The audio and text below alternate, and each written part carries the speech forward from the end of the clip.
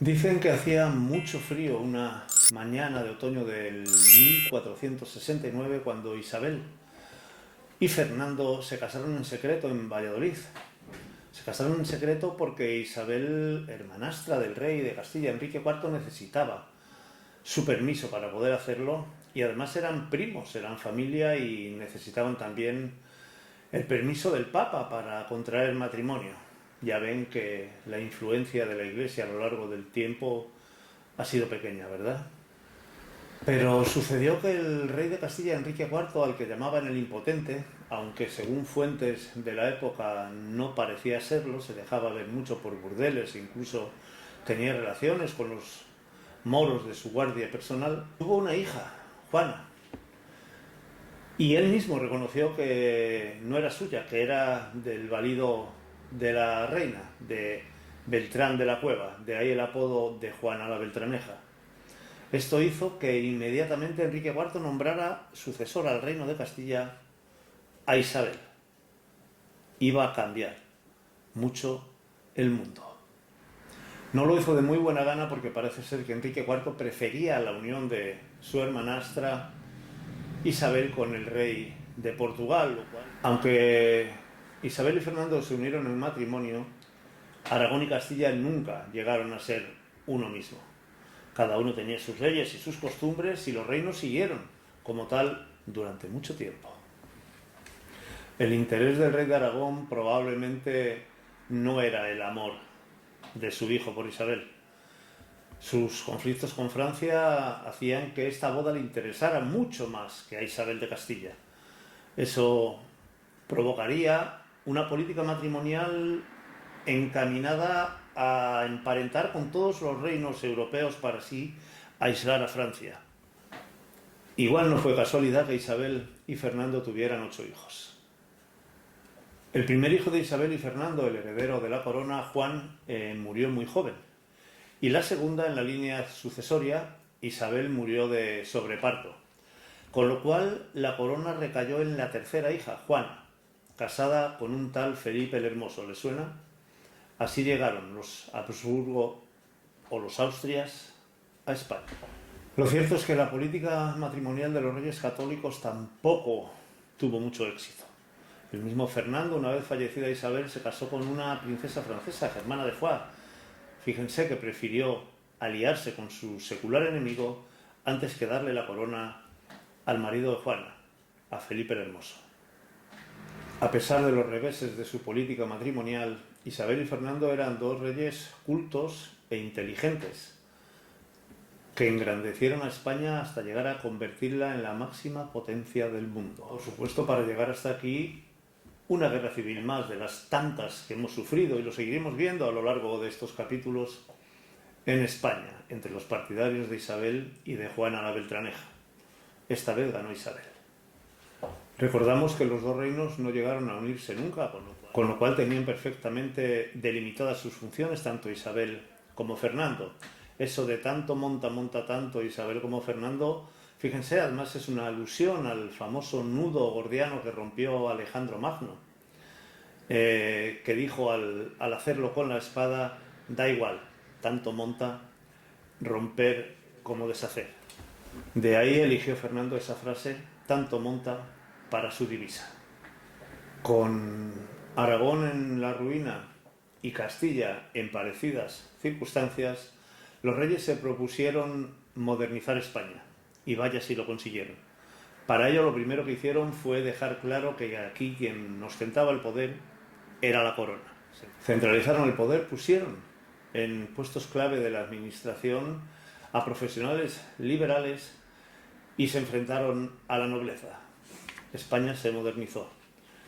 Esto fue lo que hizo que históricamente los funcionarios anhelaran las riquezas de los nobles a los que los reyes católicos siguieron cuidando y alimentando económicamente, y los nobles querían el poder político de las clases trabajadoras, en este caso de los funcionarios. Esto lo veremos después, cuando Carlos V llega al poder con la rebelión de los comuneros. Consiguieron igualmente nacionalizar la Iglesia y esto además hizo que los nobles se acercaran a ellos. Estaba empezando 2 siglos de dominio absoluto de España en el mundo. En el siglo XIV la economía europea estaba en claro crecimiento. Uno de los productos más demandados eran las especias que venían de Asia, concretamente de la India, indispensable en todas las despensas de cualquier familia. Las especias llegaron a convertirse incluso en moneda de cambio, cuando no había dinero en efectivo, como método de pago.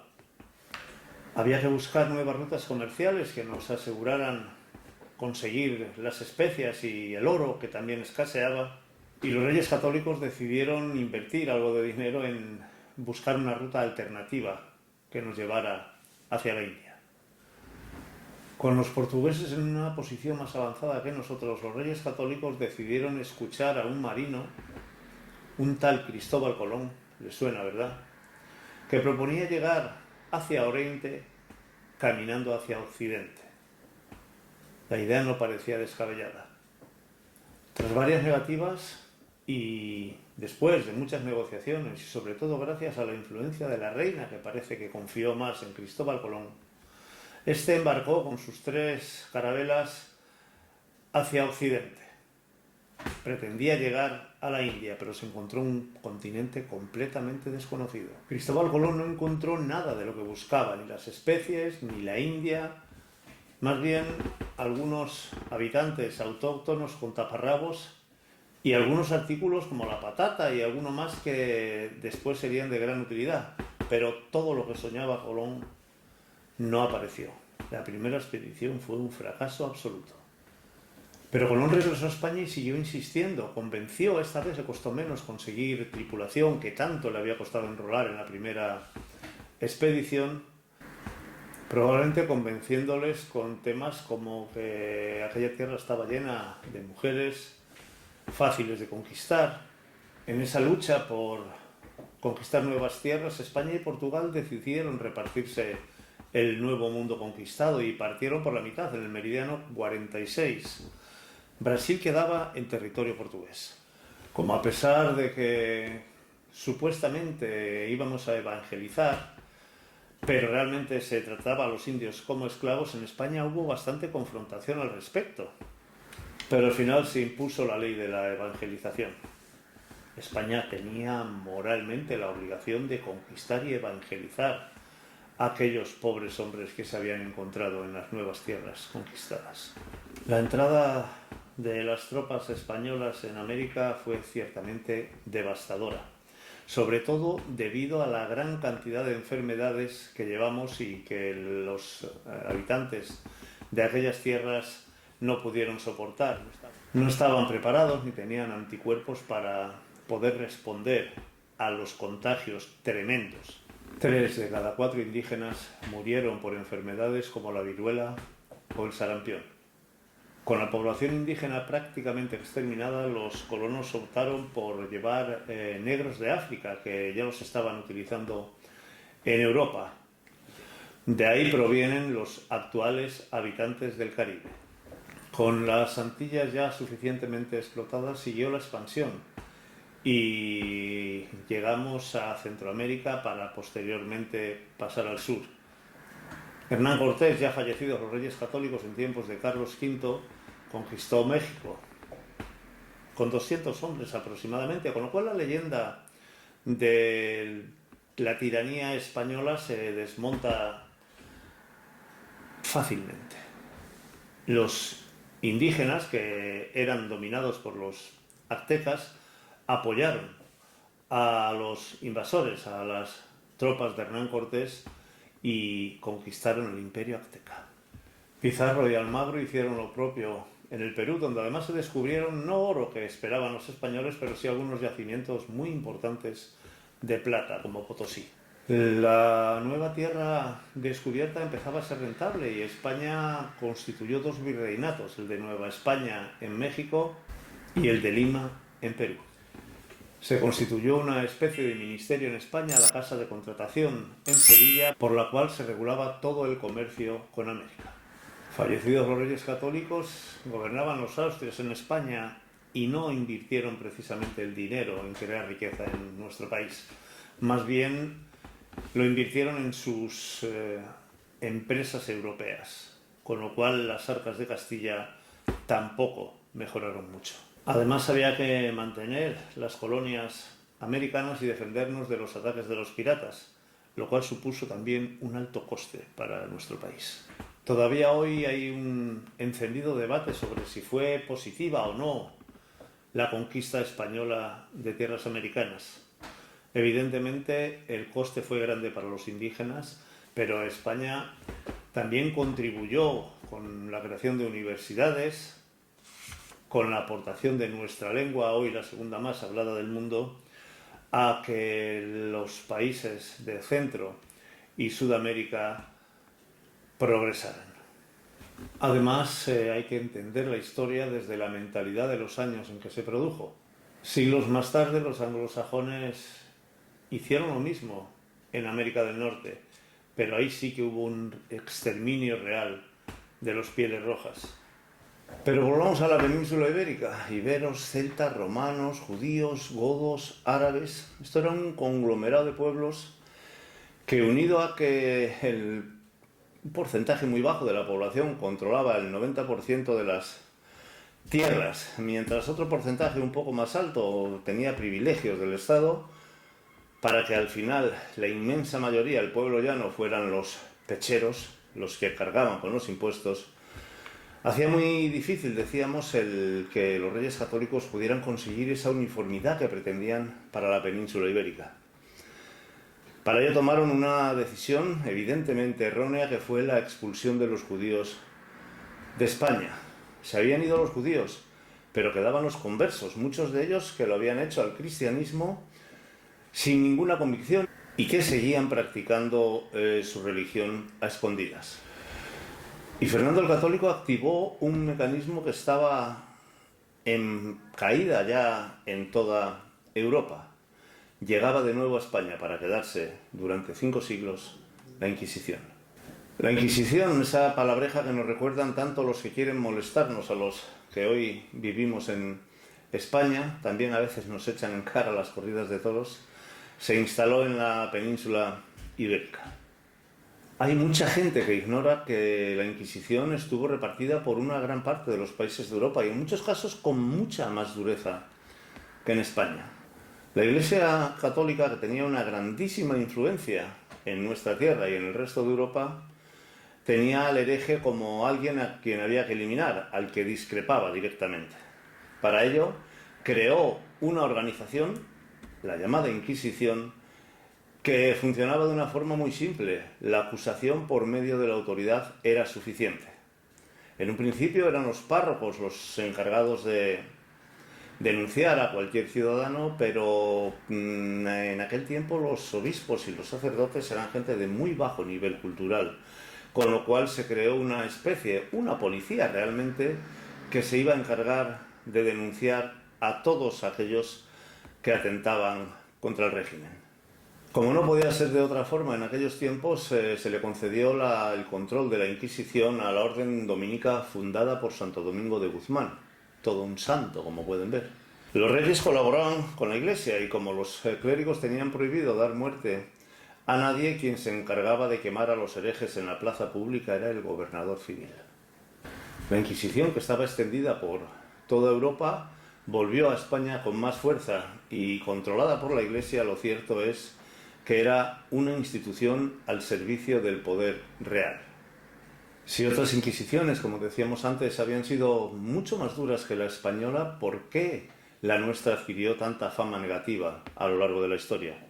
Muy sencillo, lo hemos comentado también, porque duró hasta el siglo XIX. Los conversos convertidos al cristianismo, muchas veces obligados, eran fruto de la ira no solamente de las autoridades inquisitoriales, sino también del pueblo. Tenían muy mala fama, se les acusaba de la muerte de Cristo y eso creó una animadversión del pueblo hacia ellos que facilitaba esa labor, además, de control por parte de la Inquisición. El pueblo les llamaba los marranos. Los conversos se fueron dividiendo, algunos se marcharon del país debido a las represiones, pero otros se integraron en la sociedad española. Y además utilizando métodos que la sociedad tan analfabeta de aquel tiempo no utilizaba. en la península ibérica: la instrucción y la cultura. Eso hizo que escalaran posiciones rápidamente en el estrato social, lo que provocó evidentemente las envidias y el resentimiento del pueblo de la península ibérica. Esto hizo que la Inquisición tuviese muchísima popularidad. Los conversos se habían convertido automáticamente en sospechosos.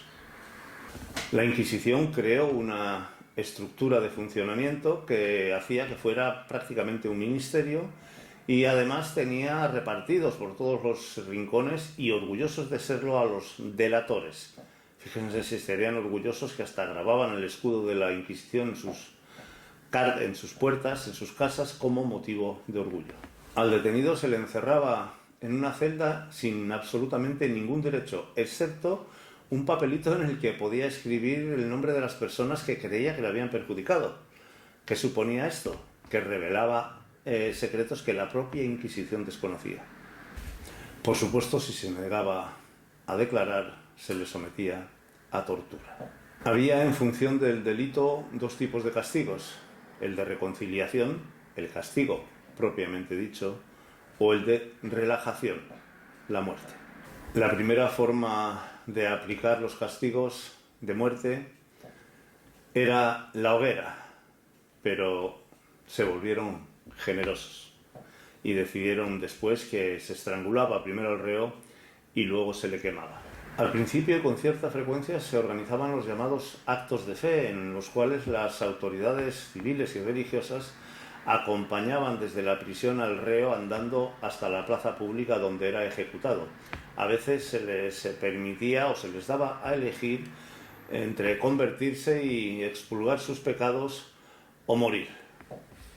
Los autos de fe tenían bastante éxito entre el público de aquella época, pero a partir del siglo XVII dejaron de hacerse, o se hicieron con mucha menos frecuencia, debido a que eran muy caros, procurándose entonces que coincidieran con algún acontecimiento muy importante de la corona, pero ya muy espaciados en el tiempo. La peor consecuencia de la Inquisición para la sociedad española fue que se creó un ambiente de envidia, de posibilidad de que cualquiera delatara a un vecino, que acabó viciando total y absolutamente a esta sociedad de los siglos XVI y XVII. La Inquisición, que se había cebado con los conversos, tuvo mucho éxito en sus inicios, pero se acababan la posibilidad de castigar a los conversos y tuvo que reciclarse. En poco más de 50 años, la Inquisición había conseguido eliminar a la comunidad de conversos de la península ibérica. A partir de aquí, su influencia y sus actuaciones fueron decayendo, pero no se fue de España hacia 1834, cuando la reina María Cristina la abolió.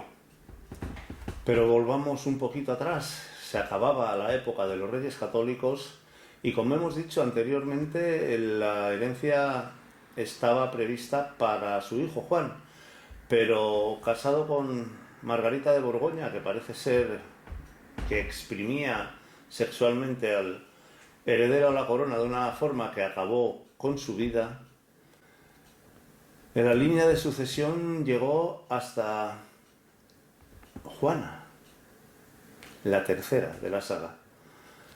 Llegaban los Austrias a España.